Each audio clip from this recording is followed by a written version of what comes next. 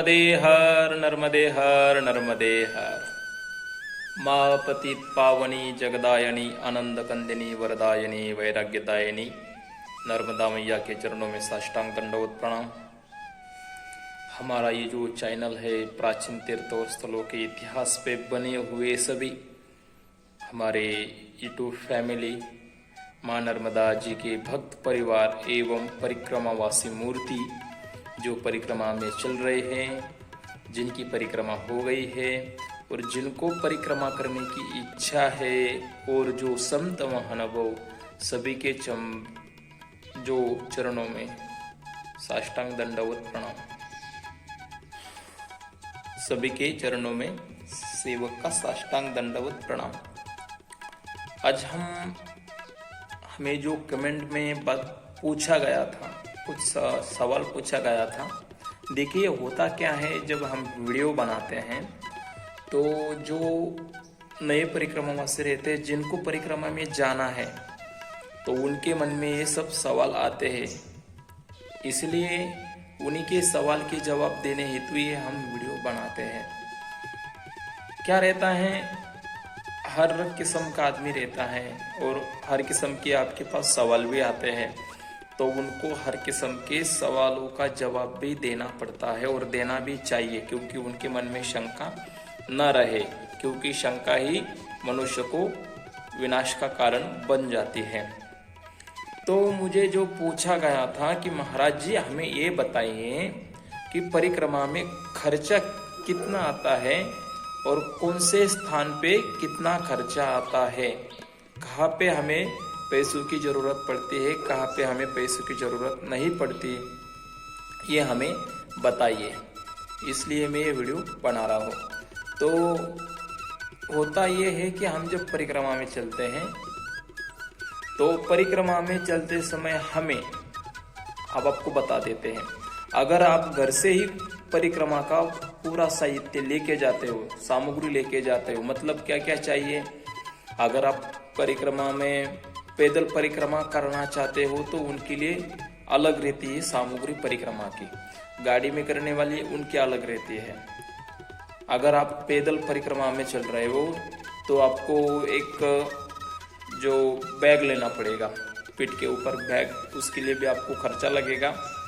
ये तो सब चीज़ें आप, मुझे लगता है परिक्रमा में जाने से पहले घर पे ही सब सामान लेके आइए, क्योंकि वहाँ पे जाने के बाद आपको वहाँ पे वो चीज़ नहीं मिलेगी जो आपको चाहिए। इसलिए सब चीज़ें हम घर से ही लेके गए थे और आपको भी हम सजेशन करेंगे, जो चीज़ें चाहिए वो सब घर से ही लेके जाइए।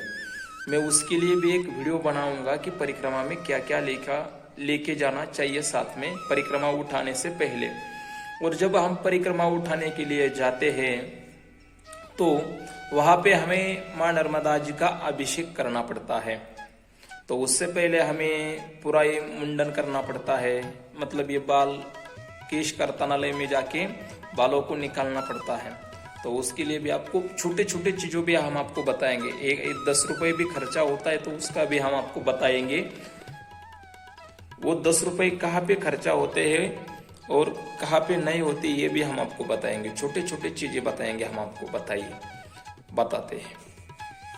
जाते हो तो आपको वहाँ पे जाने के बाद आप जब परिक्रमा उठाने से पहले माँ नर्मदा जी की एक प्रतिमा लीजिए, या आपके घर में हर दिन पूजा के लिए माँ नर्मदा जी की एक मूर्ति ले सकते हो, छोटी सी मूर्ति जिसकी कीमत है 200 से 250 के करीब। आपको वो माँ नर्मदा जी की मूर्ति मिल जाएगी।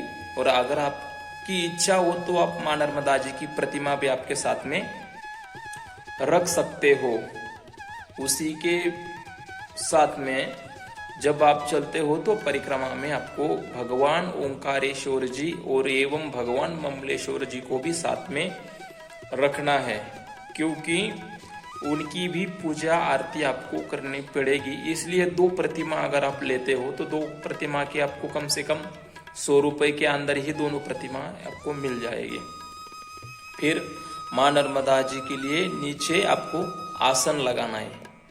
जो आरती के समय हम माँ नर्मदा जी का आसन लगाते हैं, छोटी सी जो हम पूजा विधि करने के लिए जो आपको चुनरी मिलती है वो आसन आपको लेना पड़ेगा। छोटी छोटी चीजों को मैं आपको बता रहा हूँ। आप बोलोगे महाराज जी आप बहुत छोटे छोटे बता रहे हो, क्योंकि होता ये है कि बड़े बड़े तो सब बताते लेकिन छोटी चीजें कोई नहीं बताता।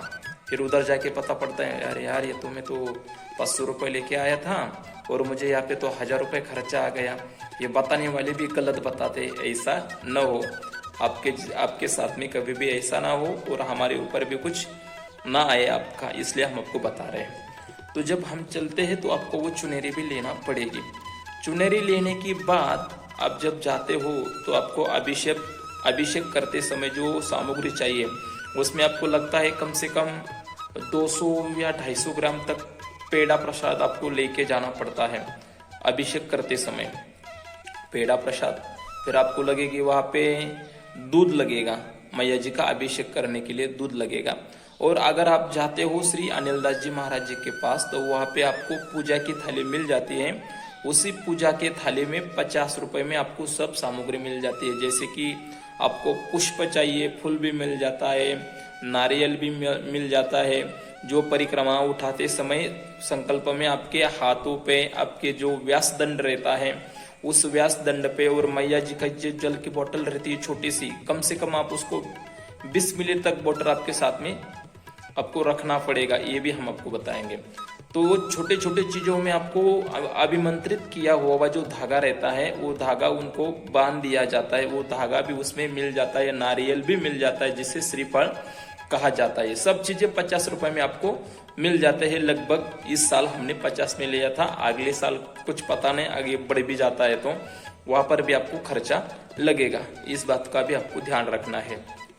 और फिर पूरा संकल्प होने के बाद ब्राह्मण देवता को हमें दक्षिणा देना पड़ती है, दक्षिणी देनी और देना भी चाहिए। दक्षिणा अलग रहता है और दान अलग रहता है। तो दान हमें नहीं देना है तो हमें दक्षिणा देना है। जो धार्मिक कार्य के अंतर्गत आता है उसे दक्षिणा कहते हैं। और जब क्योंकि उनका जब संकल्प उठाया है हमने तो उनका भी ऋण हमारे ऊपर नहीं रहना चाहिए। तो उनको वहां पे आपको कम से कम 100 या 200 रुपए आपको उनको दक्षिणा देने, ये इस बात का आपको ध्यान रखना है। ये आपकी परिक्रमा उठाने से पहले ही आपको खर्चा लगेगा छोटे छोटे चीजों के ऊपर। फिर उधर जाने के बाद अगर आप घर से कुछ सामग्री लेके जाते हो जैसे कि व्यास दंड है, कमंडलू है, सोने की सामग्री जो आप पेट पे लेके जा सकते हो, जितना वजन आप ले जा सकते हो उतना वजन आप ले जा सकते हो। लेकिन परिक्रमा का नियम ये है कि परिक्रमा में सिर्फ 2 वस्त्र आपके पास होने चाहिए, वो भी सफेद कलर के होने चाहिए। अगर आप घर से लेके जाते हो तो अच्छी बात है, वहाँ पे लेते हो तो वहाँ पे थोड़ा महंगा पड़ेगा। मैं तो सजेस्ट करूंगा कि वहाँ पे मत जाइए और वहाँ पे लेने की कोशिश भी मत करिए। आप जब ये सामग्री घर से लेके जाओगे तो आपको पता पड़ेगा क्या क्या चीज है क्या क्या नहीं है। अगर परिक्रमा में चलते समय भी आपको कभी किसी की दवा की जरूरत हो, कभी कुछ चीजों की जरूरत हो, साबुन, कपड़ा, सर्फ मतलब निरमा चाहिए तो उसके लिए भी आपके पास थोड़े से पैसे बचा के रखना चाहिए। और छोटी छोटी नदियां आती है उसमें आपको नाव से पार होना पड़ता है, वहां पर भी वो नावड़ी कम से कम 10 रुपए लेते हैं। 10 रुपए 20 रुपए आपके पास होने चाहिए, कुछ लेते हैं। और देखिए परिक्रमा में किसी का भी ऋण हमारे ऊपर ना हो, इसी बात का ध्यान रखें। इसलिए हर चीज पे 10-5 रुपए देते रहो, आपको भी मिलता रहता है।